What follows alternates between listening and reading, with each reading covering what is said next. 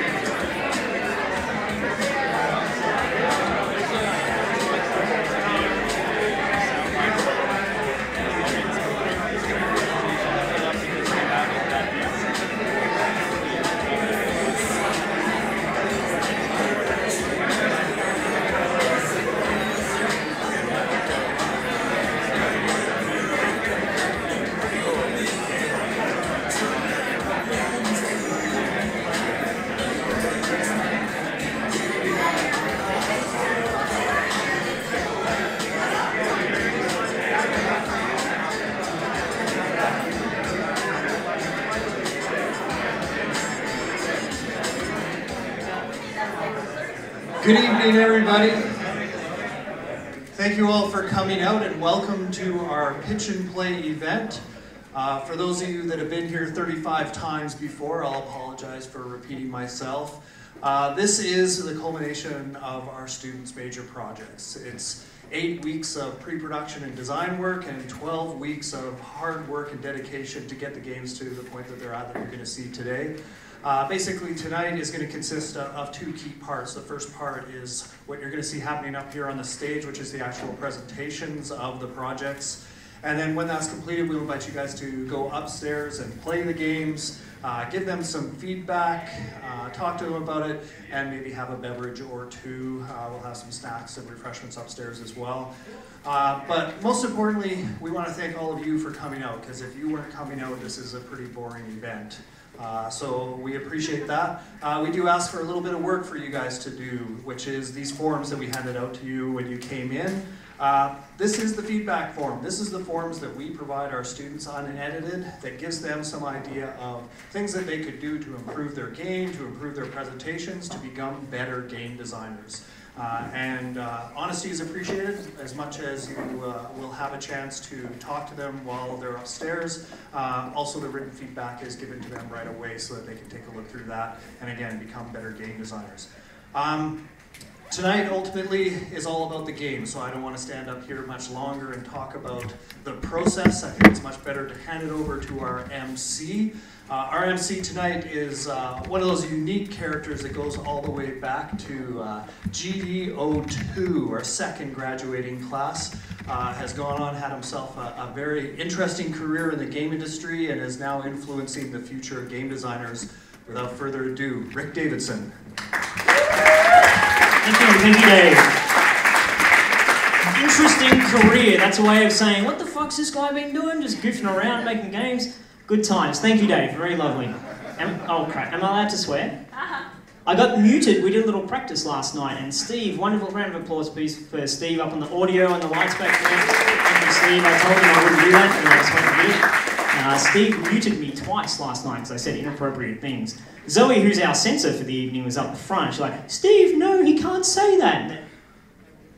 So that's, if you see me just, that's Steve. He's got the word from Zoe that I'm being an idiot. So, okay, so before we kick off, I just want to ask a couple of questions. Show of hands about who has come along to industry night before. Who's been here before? And just a yes, because it's hard for me to see you guys. Yes. Yeah, that was it. What? Woo, okay, woo.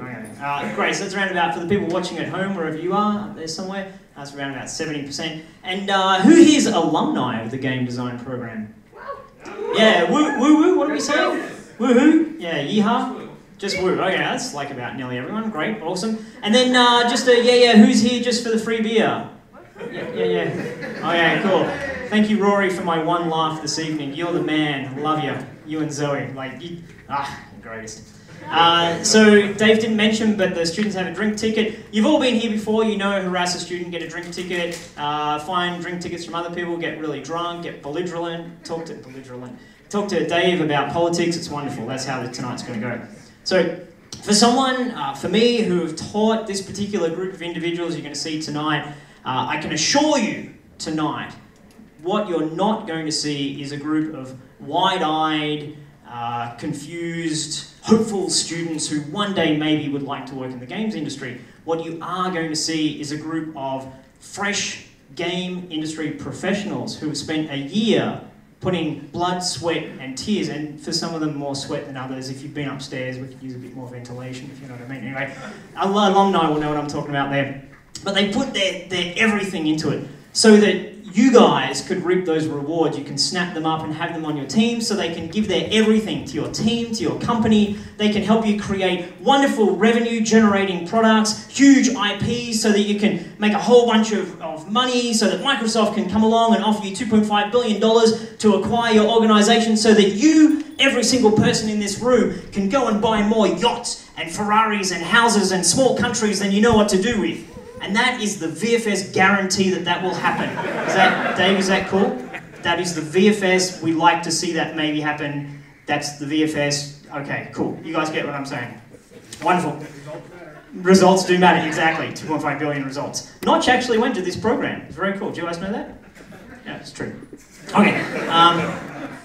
And these guys have done a whole bunch of work on creating incredible designers, project managers, artists, and what did I forget? Programmers. Did I say programmers twice? There's many programmers. So they've created excellent professionals. And what I'm going to do right now, instead of babbling and Steve muting me, is introduce our first team. You guys excited for team number one? Woohoo! Yeah, your woohoo caught on. Look at you, huh? Woohoo! It's like a Russell Peters show. Woohoo!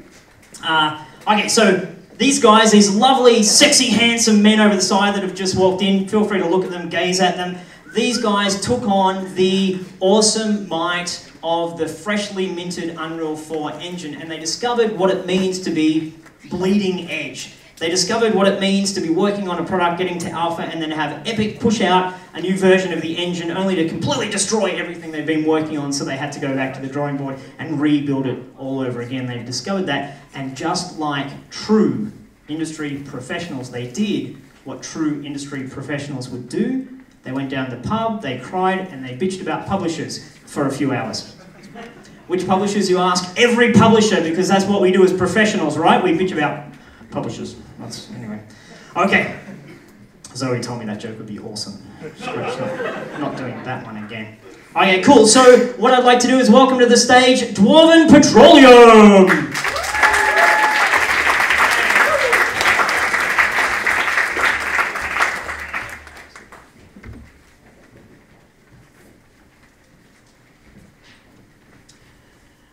Good evening, everybody. We'll just get this started here.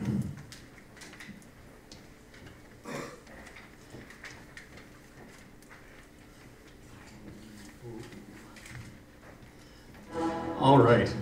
So, the game we're here to present to you tonight is called Dwarven Petroleum. My name is David Milne. I was the project manager and environment artist for Dwarven Petroleum. Hi, I'm James Preston. I'm a technical designer and I did the gameplay scripting for the project. Hi, I'm Nick Aspslat. I'm a systems designer and I did the AI scripting for the project. Hi, I'm Mike Luxton. I did character art. Good evening, my name is Matthew Thomas. I did the animation, cinematic design and interface design for Dwarven Petroleum. We'll just get started here. So Dwarven Petroleum is a first-person shooter set in a fantasy world. The player takes the role of Gregory, a reclusive and somewhat crazy inventor. And through Gregory, the player controls a large wooden mech. With this mech, they must defend themselves against a horde of angry dwarves that wants to kill Gregory and steal the oil that he's found on his mountaintop home. It's up to the player to defend their oil derricks and seek out and destroy the caves that the dwarves are spawning from.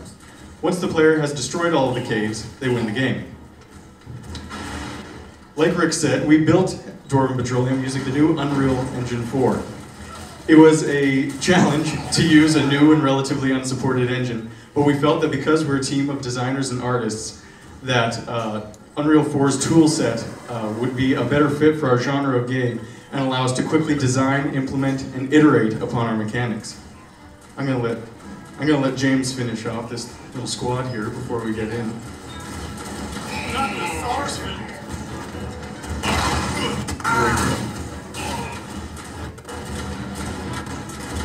Really?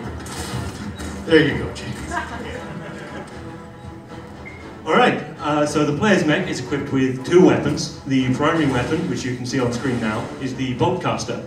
It is in essence a gigantic automatic crossbow. The mech is also equipped with the trebuchet, which fires jars of flaming pitch, useful for, exactly like that, setting groups of dwarves on fire. The mech also has a short-range dash ability, used for quickly traversing the map or evading groups of dwarves, and a close-range stomp, allowing the player to vent flames on any nearby enemies. All the player's abilities and the trebuchet run off the central in-game resource, which is oil. The player can refuel their oil at the various derricks, as David just did, but they must be aware as the dwarves will attempt to find and destroy these derricks, denying the player their resources. Cool. So in Dwarven Petroleum, there are two types of enemies. There's the Sergeant Dwarf, which is this big gold angry fellow here, and the Phalanx Dwarves, which make up the bulk of the forces against the player. When in these groups that they create called phalanxes, they move around the map to either attack the player's uncaptured oil derricks or the player itself. Also, one of these groups, they gain a defensive bonus, and which forces the player to make a strategic decision to either engage the dwarves head-on or disperse them and then pick them off individually like David just did. Several different ways to disperse the dwarves, either through fire-based weapons, so the trebuchet, the stomp, or the explosive barrels that we have scattered around the map, or to kill their commanding sergeant, which causes little phalanx dwarves to run around in terror and flee. As you can see, the visual style of Dwarven Petroleum consists of cartoony proportions and realistic textures. By using the Unreal 4's physically based rendering system, we were allowed to quickly iterate on any changes to the meshes and materials that we'd like to use, as well as apply materials to many different meshes throughout the world, cutting down on render times. We decided early on to adopt a cartoony aesthetic, as this helped with player readability and differentiating between different units within the phalanxes. We had a fantastic opportunity provided to us by VFS to do motion capture with the cast and crew at the sawmill. Motion capture allowed us to have more natural looking animations, making gameplay even more immersive. We also put a lot of time and energy into making the mech feel like a mech. We went through many iterations of HUD, layout, camera shake, and cockpit animation. Players were also unsure of what they had to do, so we added a compass and context-sensitive cards in the bottom left. These context-sensitive cards aid the player in certain situations, such as using an ability for the first time.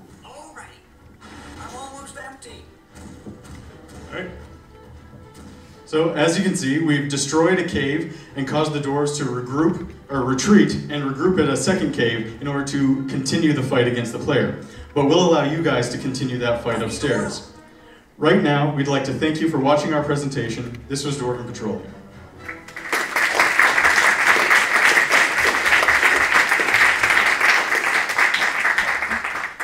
Are there any questions? Yes, here? Maybe I missed it, but it looked like most of your enemies were melee based. I didn't see any range enemies. It seemed like they had a really hard time getting to you. What was the decision of having purely melee enemies? So the question was, what was the decision behind purely melee enemies? James, would you like to take that one? Basically, we felt that it added a sort of more interesting dynamic from the standard mech sort of shooter that you get when it's usually sort of ranged units against each other on a very equal field. We felt that the sort of imbalance between the player and the enemies gave a more interesting sort of player experience, and that it lent itself more easily to the sort of fun, sort of slaughtering large amounts of enemies aesthetic that we were going for with the game.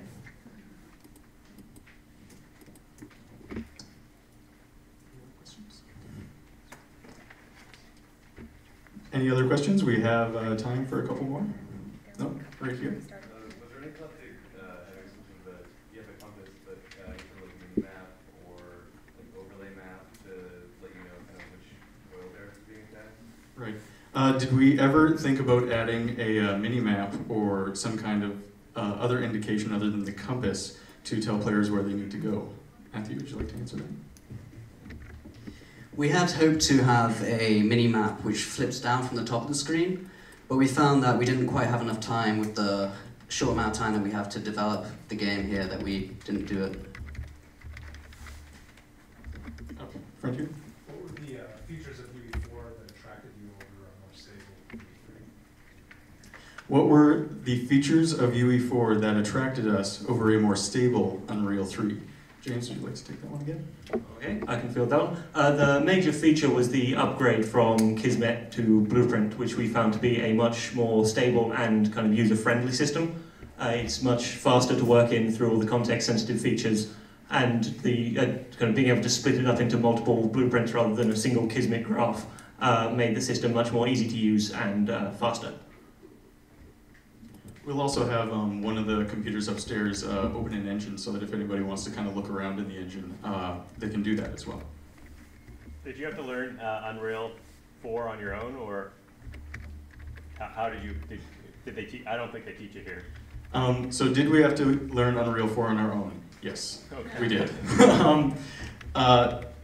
Currently Unreal 4 is, or at least while we went through VFS, Unreal 4 was not a supported engine. However, many of the teachers and TAs gave us help wherever they could, you know, because sometimes there is just expertise that does bleed over a little bit, but many times when we were faced with a problem, we did just kind of have to figure it out. Probably time for one more question here. Okay, well, thank you for watching our presentation. We'd like to invite you upstairs after this to play our game, ask some questions, and just kind of have a good time. This was Dwarven Petroleum. Thank you very much.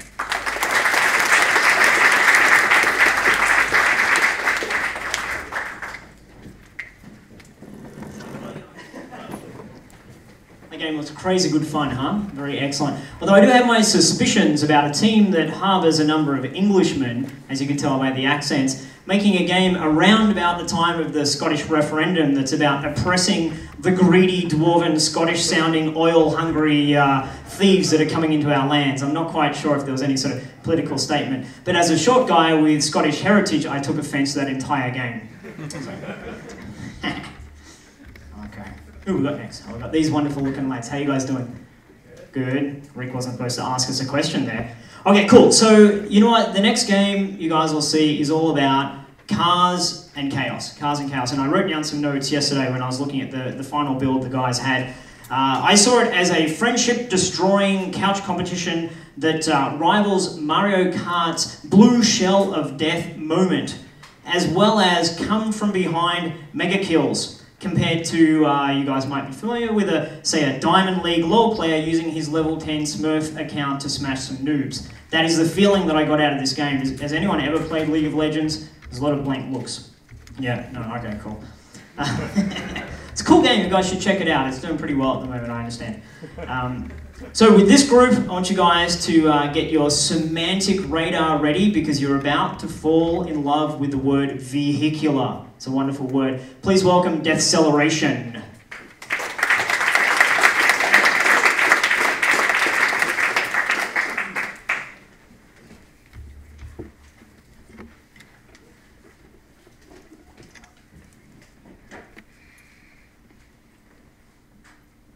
How's everyone doing tonight?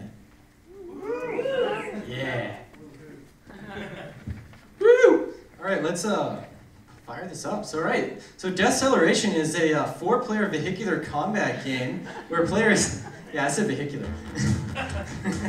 Where players battle it out in an arena with various weapons and elements that change how their weapons work.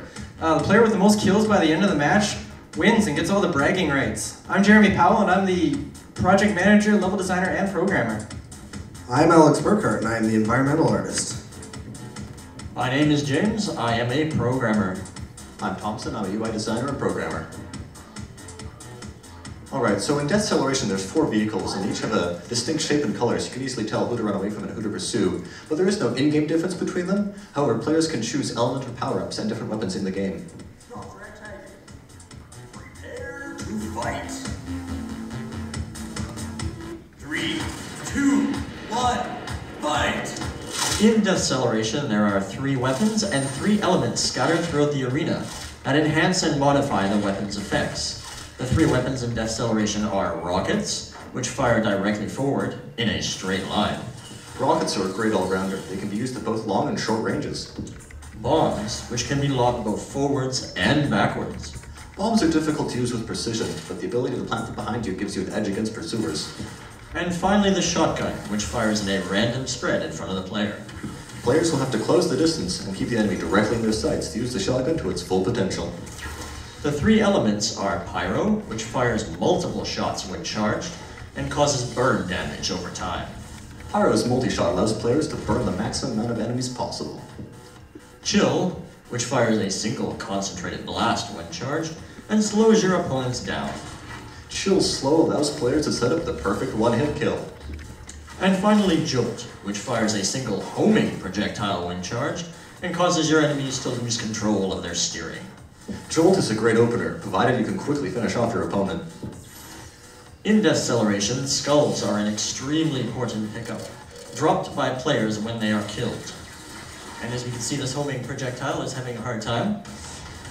He gets shot. Collect 3 of these skulls, and you enter Deathcelerate mode. So players in Deathcelerate mode, they move faster, shoot faster, have unlimited ammo for the duration, and they're harder to kill.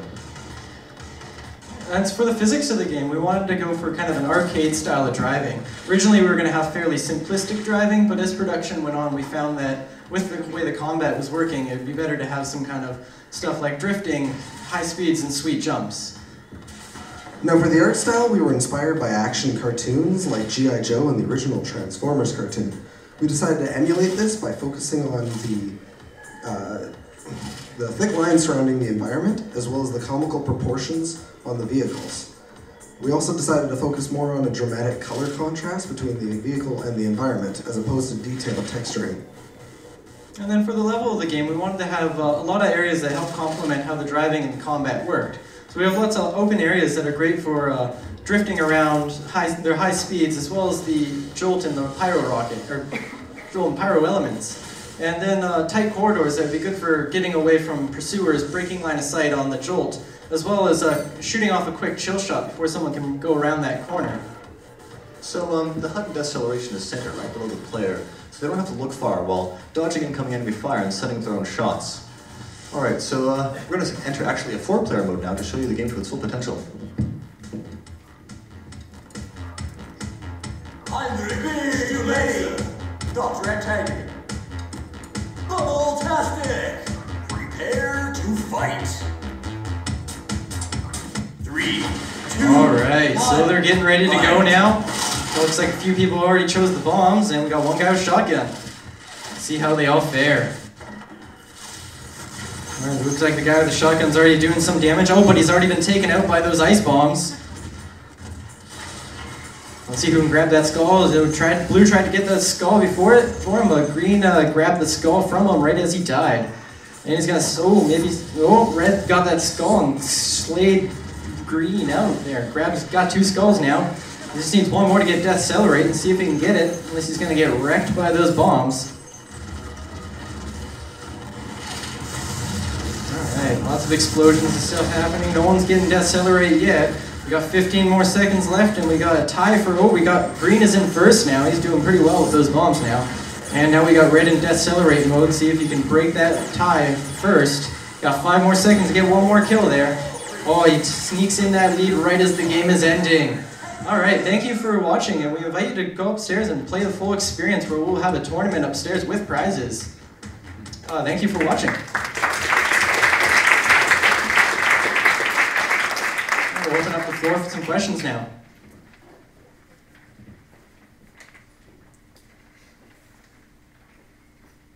Right there. It looked like more of like an arena shooter with cars. Do you have any sort of like map mechanic? Like they're also racing only? It looks like the track is also like an entire map as well. Not just like a Mario Kart track. So how do you like characterize the game? More of an arena shooter or more of like a kart racer? So the question was, is the game more of a racing or combat arena shooter? I guess I can take that one. The game is, very, very much, we wanted to go for the arena shooter. Actually, originally we were actually going to have a track, and the game was kind of like we were going to have people going around a track shooting each other, but people were actually finding a lot of hard time finding each other, so we condensed it down to a lot smaller of a track where players could kind of have more of an easier time around. However, we did kind of implement a kind of a rotation around the arena to kind of have like a path that people could take to kind of like raceline kind of thing, so people could go find extra pickups along the side. Got time for a couple more questions? What was your guys' biggest challenge with this project? What was the biggest challenge for the project? James, you want to take that one? So the question was, what was the biggest challenge in our project? And I believe one of the big ones that we had was right near the beginning, where we had a 4-player game, and Unity only supports a single audio listener. So what we ended up doing was building our own custom audio class to take care of playing 2D sounds within Unity, and it turned out pretty well, actually. We have probably time for 1 or 2 more. Yep, back there. I noticed that you could have 2 people tied for first place. What was your decision there to allow more than 1 person to win? So the question was, is people can tie for first place. Thompson, you want to take that one, or I can take it? Yeah. So for the decision for tying for first place was kind of. I'm not actually sure why we kind of decided on that one. I think it was more just kind of like. I felt like it was needed, like, you know, if people do have, 2 people will have 5 kills, the winner, it will actually only announce 1 person winning, but 2 people still do win, so maybe afterwards they can rock, paper, scissors to see who actually won or something afterwards, I'm not sure. They're sitting right next to each other, they can, you know, fight it out. There is also a 2-player mode, they can do head-on-head afterwards. Any more questions? What was the game you guys found you were looking at the most for reference for gameplay? So the question was, what was the game we were looking at the most for gameplay preferences? We looked at a lot of Mario Kart 64, the battle arena, as well as a little bit of Twisted Metal, and for the driving physics, actually, I looked at Simpsons Hit and Run, as well as there's some Vigilante 8 as well. So a lot of the more classic, like N64 games. With the pickups and weapons scattered to the level, are those specifically placed, or are they sort of randomly generated as you collect them? So the question was, is the pickups, are they specifically placed or are they randomized? The pickups are, were actually specifically placed, so they'll be the same spot every time. We did kind of think of maybe trying to randomize them a little bit, but we kind of wanted to have people kind of always know where that one pickup would be, so they know, okay, that health pickup's there, so it might have been disappeared for 15 seconds, but they do a lap and they come back and it'll be there again for them. I think that's all the time we got for questions. So if you guys have got any more questions, feel free to ask us upstairs. And again, we're going to have a tournament upstairs, so feel free to play and shoot your buddies. Thank you.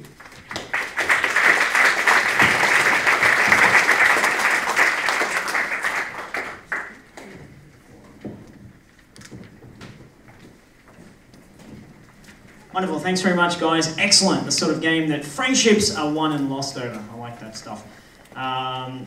This next group of lovely individuals, I had a chat with them in the last couple of days and I asked them a question. How would you describe yourselves? And here are the words that they came out with in the context of your game here at VFS.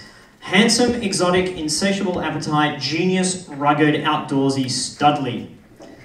Actually, that wasn't them. Actually, that was from Andrew Lane's LinkedIn profile. I looked at it. That's cool. What they actually said was, better than Dwarven Petroleum. So, no, that's not true. I made that one up. I kid. What they said was, and this is the real one, by the way. You guys are like, just get to the real one, Rick. Atmospheric. This is a word to describe this game. When I was playing this game last couple of days, for me, the words that came to mind were beautiful and creepy. Beautiful from the point of view that this game, when you see this game, it is going to make Minecraft look low poly and pixelated. I kid you not. This game is just flash. You'll be pretty impressed. In terms of creepy, this is a don't play it in the dark kind of game. Actually, in the approved words of the wonderful presentation skills instructor, Miss Zoe Kerno, who's up the front here, in the approved words of Zoe Kerno, expect to change your underwear when playing Ark. So, please, Ark, come up on stage. Thank you.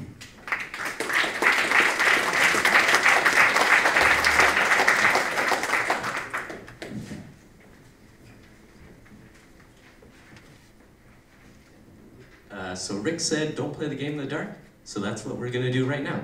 Could you please turn down the lights? Thank you.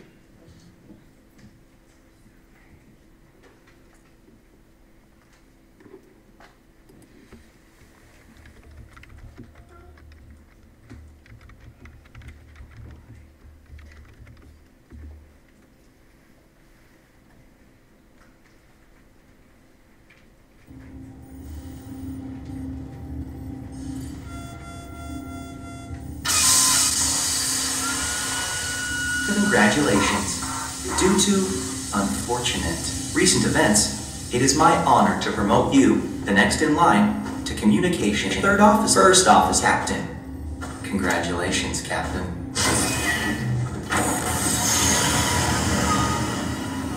Emergency alert, Captain. My external sensors have detected a gravitational anomaly which may appear to be once. As priority alert 1, I require your manual authorization for autopilot. Proceed to the bridge. Do not fail me. Hi guys, today we're proud to present Ark. I'm Dale Scullin, the game's cinematic artist and mission designer. I'm Valerio Terreri, I'm the 3D artist and designer on the team. I'm Richard Coburn, I'm the combat and technical designer on the team. And hi, I'm Ian Bonju as the level designer and level scripter for Ark. Ark is a first-person action horror shooter which we developed using Unreal Engine 4. On a ship, carrying the last of human life to a distant planet. You wake to a new world. One that has evolved and grown is now hunting you. Good thing though, the ship's AI is there to guide you every step of the way. So we try to emphasize the mood and atmosphere of the game, working really hard on the environment, the sound design, and the monsters.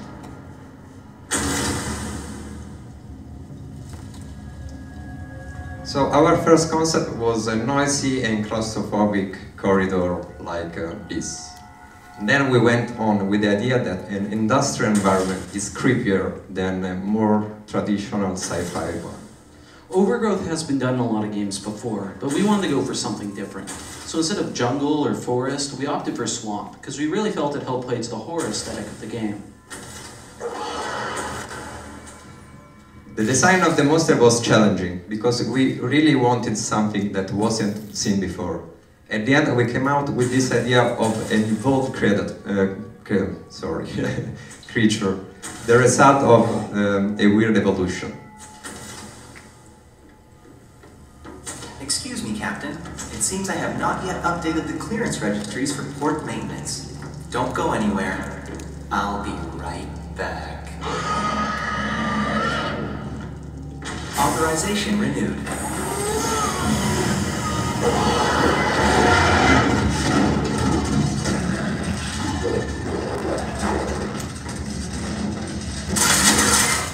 The gun in Arc requires timing to fire.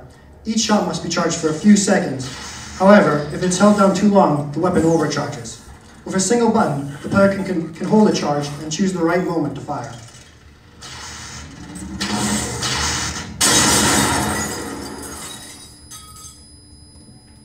For the level design of Arc, we really want to focus on environmental storytelling. You can tell from the failed barricade of lockers on the floor to the ship's blueprint up on the wall that we really want to give every corner of the game just a little bit of story to tell.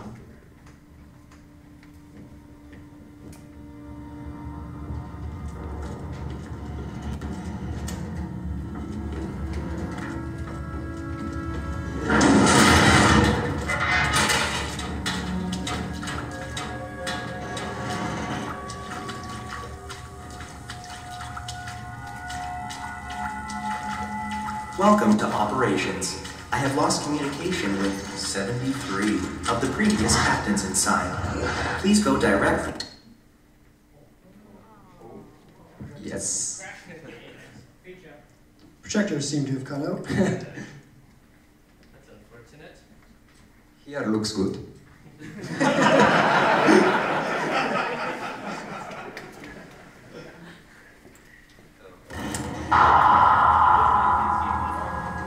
Proceed, 119.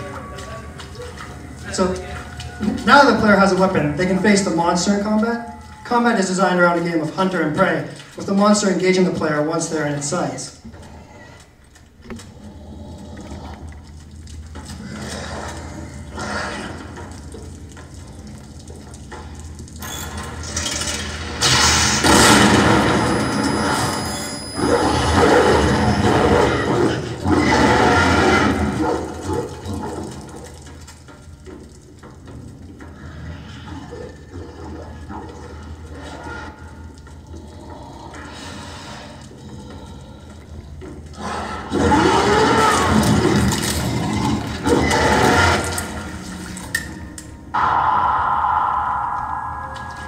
Seriously.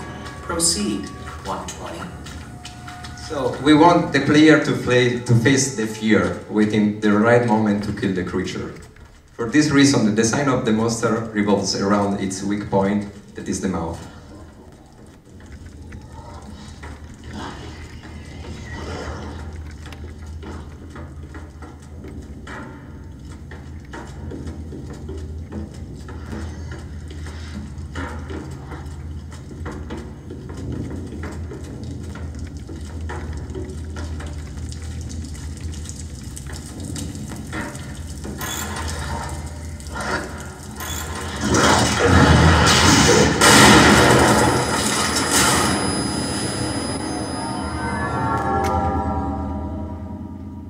Thanks everyone for watching ARC. We're really excited to get you upstairs and try our unexpected and climactic ending. So come upstairs, get some headphones on, maybe even an Oculus Rift. That is, if you have as much guts as our monster. Thanks everyone. Thank you.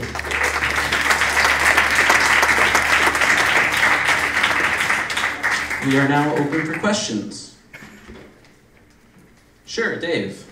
Bobman55555 asks, I'm looking for a game for my daughter's birthday. Would you recommend this? Absolutely not. Oh, the question was. There in the back. Hi.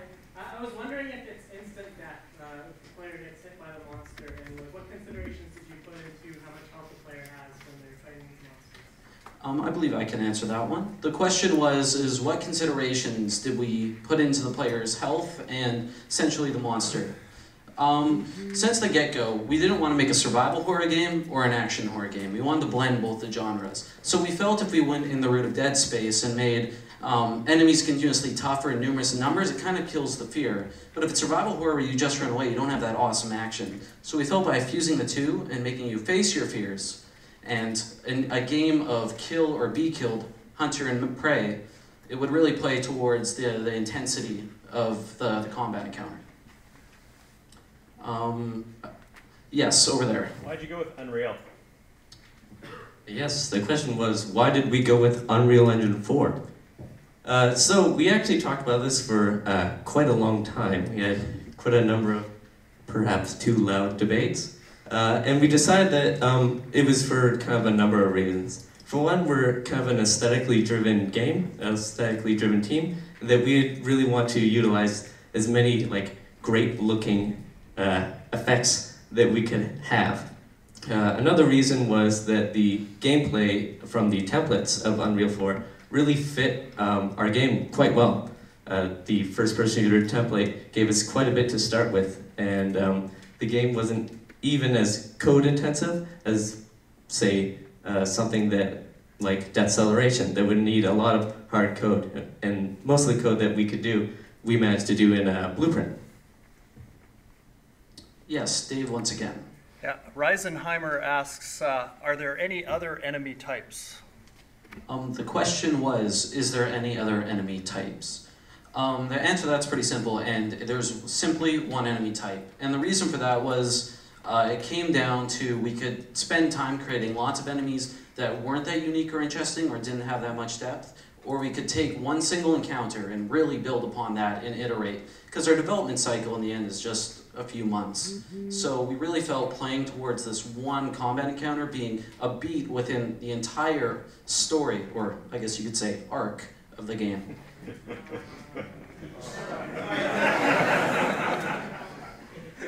Yeah, in the front. The gun looked really powerful, which is awesome. The thrill horror game, like, how do most of the fights play out with the monster? Does it look like when he presents the weak spot, like he just gets hit pretty effectively? Yeah, so the question, sorry, actually, can you just repeat the question? How do you, what do the encounters with the monster usually look like? Is it usually like the player gets like a one-hit kill when they do it right? So the question was, what do the monster encounters look like? Does the player always end up getting the one-hit kill? We spent a lot of time balancing this, and we found that new players really would struggle with killing the monster, so we had to tone it down a little bit. But advanced players like ourselves who play a lot, it is quite easy for us. But new players, we find it's a good mix. They don't end up dying too many times, but maybe once or twice before they actually do kill the monster. I think we have time for just a few more questions. Yes, you in the distance. Yeah. Apart from walking, jumping, and running, do you have any other mechanics that you bring into the table? I can answer that one. So the question was, besides walking, running, jumping, what other mechanics were there, or did we cut them? We started from just a basic first-person template, and as a team, our ideology of our game design was simply we wanted to create gameplay around situations, not situations around gameplay. So we wanted multiple beats throughout the experience, and we wanted the player to be immersed. So by giving them extremely powerful abilities or lots of really low-level mechanics would detract from the atmosphere, in our opinion, and our experience working on the game. But we do have a really cool ending which kind of fuses those mechanics of running and jumping, but in a really unexpected way. Yes, to the right. How does the monster detect you, and are there ways that you can return to hiding after the monster does detect you? So the question is, how does the monster detect you, and are there ways to return to hiding after the monster does detect you? So right now it's pretty much just a simple raycast when you're in a certain area of range, but also if you shoot the monster, he becomes aware, or if you shoot in an area around him, he'll also come after you as well. And then he'll chase after you for, it's a slight random amount of time between like 4 and 6 seconds, and then he'll break off and try to like flank you and come back at you. But he never really returns to the slow like call speed. He's always aware you're still there, because we felt when he did return to the slow speed, it kind of seemed odd that he was like kind of forgets about you after 10 seconds or so and goes back to patrolling around. So until you die, that's the only time he'll go back to just being patrolling around. We have time for one more question. Yeah, over there.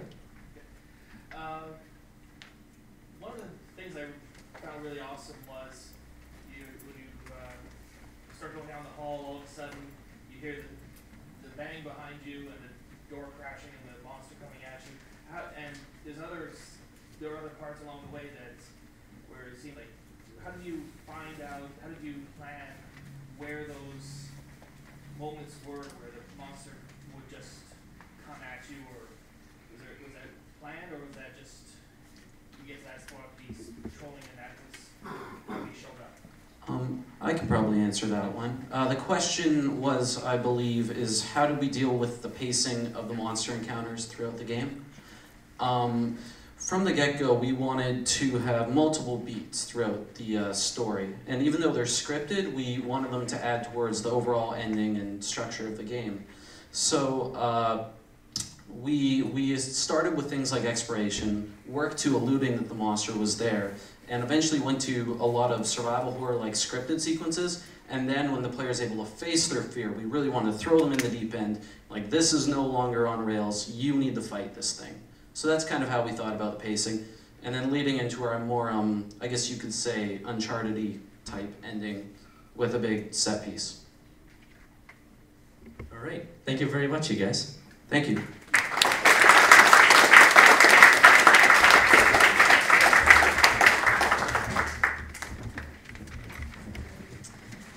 Wonderful, thank you guys. And as I promised you all, professionals, right? The projector goes off and they're like, that's okay, we got it. We got it. Also, such professionals that they told a joke that got a groan. That's something that I work very hard myself to do. It's a skill that, yeah, thank you. Thanks, Mum. Laughing at your own joke, that's a recipe for success right there. How am I doing tonight, Steve? I haven't been muted yet. I'm waiting for it. Awesome, Rick. Thanks. Look at that. We've been practicing that for a long time now. That was very, that was on the money. What next, Steve? The last team. Excellent, wonderful.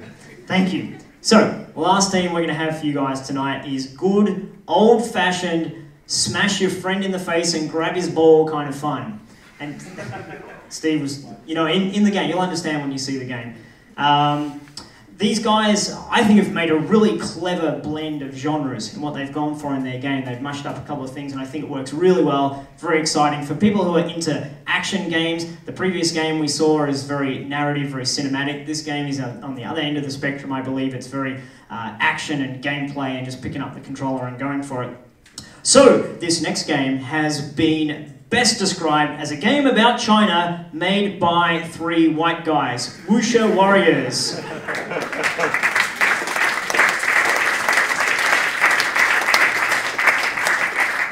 Hi guys, as Rick was saying, we are here to talk to you about Wushu Warriors, but first off we'll introduce ourselves. Hi, I'm Ian Lawson and I was the artist for the project. I'm Taylor Morris, I was producer and programmer. I'm Adam Tokia and I was the gameplay programmer. And here we go. So Wushu Warriors is a 2.5D multiplayer action sports game for the PC. We like to describe it as NBA Jam, but with Shaolin monks, and the ball is always on fire. So for the purpose of this demonstration right now, we're going to show off our 1v1 solo versus mode, just so everything is clear here on stage, but as you can see, we also have a 4-player 2v2 mode, which you'll see upstairs. And here we go, that's the match start, and each round will start with 2 teams, orange and blue, on opposing sides of the field, and a ball will spawn right in the middle between them, and they will fight over this ball. If one guy grabs it, the other guy can just go and punch him in the face and get it back. And the purpose of this ball of flames is you grab it and throw it at the other team's magical orbs there. And now you see that Ian just did that, and he has just 2 more orbs to go to win the match. Sorry for the disadvantage there, Shad. One of the nice things about having a small team of just 3 people is that we can all design the game together. And right from the start of production, we had that good shared vision for the kind of game we wanted to make. But on paper, our design was still a little over scope. We had several characters, and they all had their own special moves and super moves. And it just wasn't clear whether the focus of the game was the combat or the sports. So we made some big cuts right from the start of production, and through those first few weeks, with a lot of design meetings and thankfully some fresh eyes testing, we just kept stripping back to our core 3 design pillars, which would be high velocity, over-the-top action, lots of player accessibility, and of course teamwork, which you'll see in that 2v2 mode. Our first stop in tightening up the game design was simplifying the controls. So now we just have a jump button, a dash button, and one button for punch or throw, depending on whether or not you have the ball. But we still wanted to keep lots of depth and room for player expression, and we found we could do this in things like player movement, holding down to fall faster, wall jump, and of course a double jump, just to add a lot of joy to the moment-to-moment gameplay of moving around the screen. And it was thanks to this heavy design iteration in the first few weeks that we actually came into alpha really strong, but we were starting to suspect that making the game feel good wasn't actually our only challenge. Yeah, so after alpha review, we noticed that two things were blindingly clear to us. First of all, the game was actually starting to be pretty fun, and it seemed like we had our core gameplay down pat.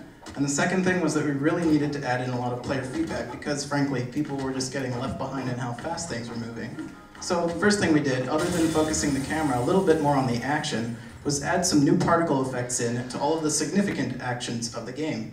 After that, we revised the environmental art and models to further help our readability of the new particle effects and make sure that players were never getting lost in any of the ornate details that we were adding in. We took this opportunity to put some of the cool cultural influences such as the lucky clouds and the Chinese temple and the iconic mountains, stuff that you might see in a painting that you bought around the corner. We think that this stuff really helps sell our world, but we really wanted to make sure that nobody was ever unclear on what they wanted.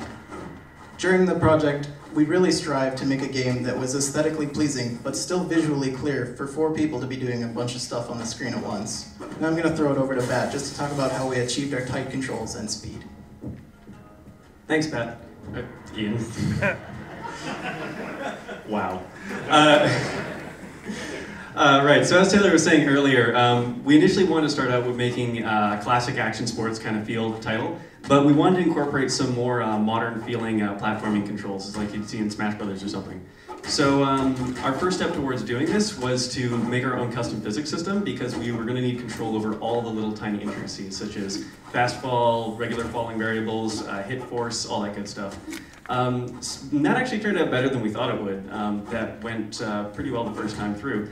But we still had a couple of small issues with overall player feedback, and one of them was our animation system. Our old animation system was sort of Street Fighter-esque in that at the apex of the animation, the in-game function would fire. This was good on paper, but with the fast pace of our game, it kind of felt a little sluggish. Players weren't always sure if their inputs were actually going off or not. And we found that when we switched over to an input-driven system instead, where the actions happen instantly and the animations snap in to follow them, players felt a lot more in control of what was going on in the game. It made the game feel a lot smoother, a lot more sound. And overall, it just led to players performing an action that they thought they were performing and not being unsure as to whether or not it actually worked. Yeah, and this really comes out in higher levels of play. We take things like simple mechanics, such as jumping and double jumping and dash, and blend them into interesting defensive combinations like Bat's just demonstrating there. You can also do interesting things like dash past the player after you've thrown the ball over their head to kind of get into a breakaway situation. And it's really these intricacies that helped us develop our own playstyles while testing. I know that I really like to grab the ball from you and then snipe it from across the screen. Taylor usually likes to mind game you a little bit and score in one of the goals you didn't think he might be able to get. And Bat usually just walks the ball in after feeding you a couple punches to the face. Yeah, so it's our hope that when you guys come upstairs and try the game, that you'll start to develop your own little tricks and unique play styles.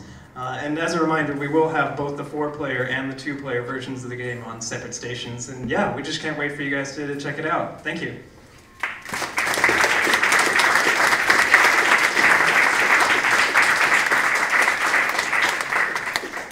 Let's start with some questions. It's right there.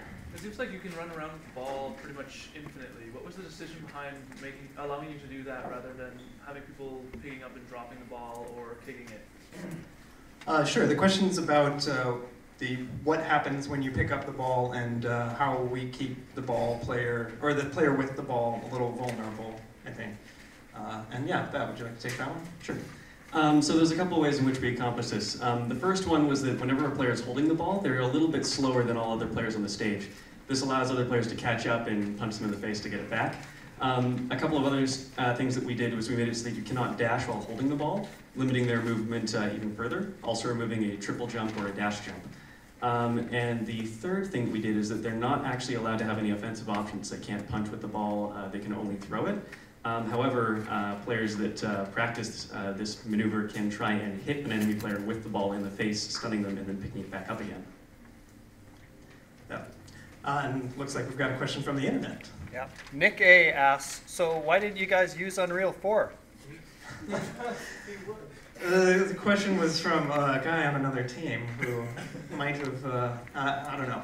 Let's go for Ian with that answer. Who lives with that fellow? So yeah, Unreal 4. Just for our game, we, collectively, we're just a lot more comfortable with Unity. There's a lot more support at VFS, and we just knew the pipeline a lot better. And realistically, that's basically the reason we went with it. Yeah, I had a lot of prior experience with Unity, and Bat did as well through the school's instruction, so it just seemed like the natural choice. We're very comfortable in C#. Any more questions? Yes, right there. I noticed that clouds are in a solid object. How did you decide when the player would collide with it and when they would go through it? Sure, the question's about the cloud platforms and when they're solid and when they're not. And I think I can take this one. The solid platforms will actually have that stone slab on top that you'll see sometimes, and that is a solid platform, whereas the ones without the slab are one-way platforms that you can hold down to fall through or jump through the bottom. But if they have that gray slab indicating the stone, that means that they're permanently solid. Right there? I just noticed that the placement of the ball at the start of the match was different. Is it just kind of randomized, or is there some logic how it's placed? Yeah, the question's about the random placement of the ball at the start of the match. Adam, would you like to take that one? Yes, we ended up switching over to a random spawn system, where initially we just had it spawn on the center platform. It offered a little bit more variety to the intros of the match and made things a little bit more exciting. However, if anybody preferred to do it the other way, we have a game mode variant in the options menu that lets you set it to the center platform. And I will take this moment to say that our inspiration for that design change was actually from the head of the school, Dave Warfield. That was his little design mentoring. Yes, I think we have time for one more question. We'll go for the internet again. All right. Question for Ian from Seth Egan. He asks, where did you get the inspiration for all the artwork? Okay, that's an easy one. The question was, where did I get the inspiration for most of the artwork? And that really stems from kind of the area that we're in Chinatown. I mean, we had a lot of our early pre-production meetings, like eating lunch in Sun Yat-sen Garden, and there's just so much cool reference, We really did buy posters from down the street and use them for reference. So, I mean, there's just so much cool stuff around here. We kind of had to take the opportunity. Yeah, and if you see the dragon that's holding the magical orbs in the game, it might look very familiar. If you look outside at the lampposts, there are some dragons on top of those that were right outside our window when Ian was modeling this dragon. So, yeah. All right, I think that should do it. Thank you guys. We'll see you in a bit. Thanks.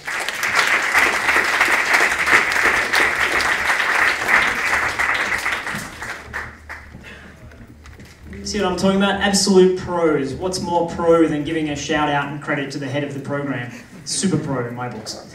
So a couple of reminders. We have you guys have the feedback forms. Please fill them out as accurately and as wonderfully as you can. The students love the feedback.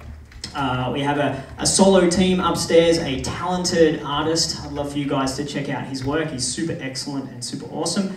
If anyone who I have instructed or taught in the past has any RIC points they need to cash in, Nick Letizia is in the audience tonight. He'll be there. You can cash in your RIC points. There's some people in the room who know what I'm talking about, and one guy who's a little bit mad at the moment. Finally, I'd like to give a thank you and a shout out to our main sponsors for this evening from our local community. We have Jono, the student-friendly Main and Hastings crack dealer, as well as Gladys, the kindly old Chinese lady who always points and laughs when I'm out for a jog. So thank you to those two for their kind donations for this evening. See you guys all upstairs for food and drink and booze and lots of games and conversations with the students. Thank you very much.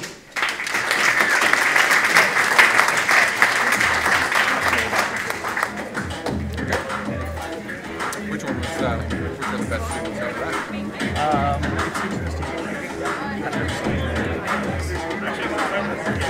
that?